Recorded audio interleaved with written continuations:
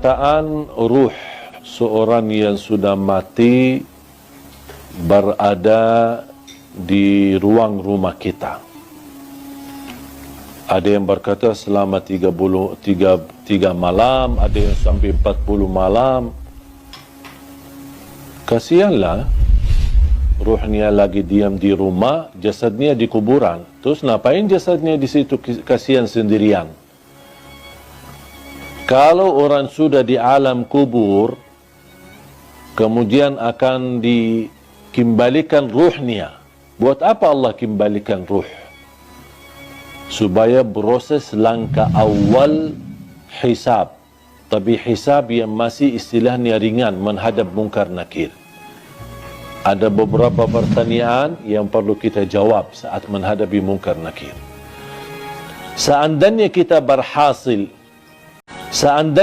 berhasil lolos dari pertanyaan dan kita bisa menjawab seluruh pertanyaan mungkar nakir, berarti akan kita menikmati.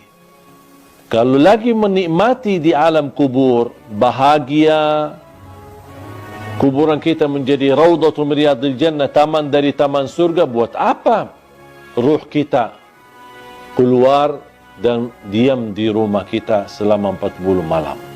Sebaliknya, kalau kita tidak lolos untuk menjawab pertanyaan mungkar nakir, berarti kita akan menghadapi kesiksaan yang amat pedih di dalam kubur.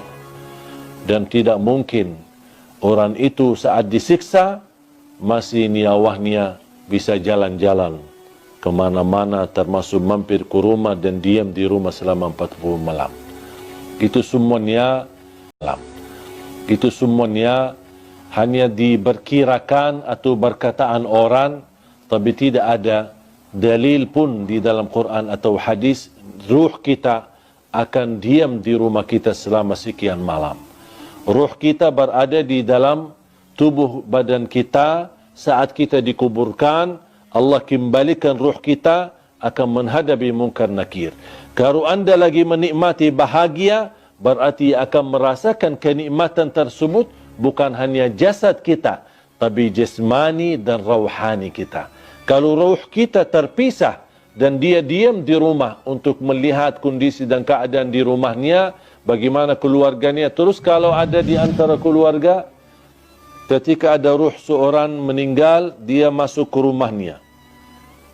Terus ternyata istrinya dah nangis setiap malam.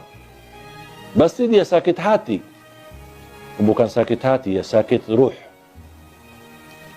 Apalagi kalau istrinya nikah. Kau malah tinggalin aku meninggal malah kamu nikah. Berarti ruhnya lagi sibuk urusan keluarga. Ini semuanya tidak masuk akal. Makanya jamaah sekalian, jangan terlalu percaya hal-hal yang aneh-aneh. Kalau kita bahagia di alam kubur, berarti ruh kita akan disibukkan dengan kebahagiaan.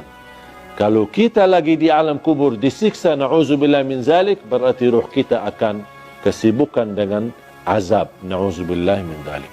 Wallahu ta'ala.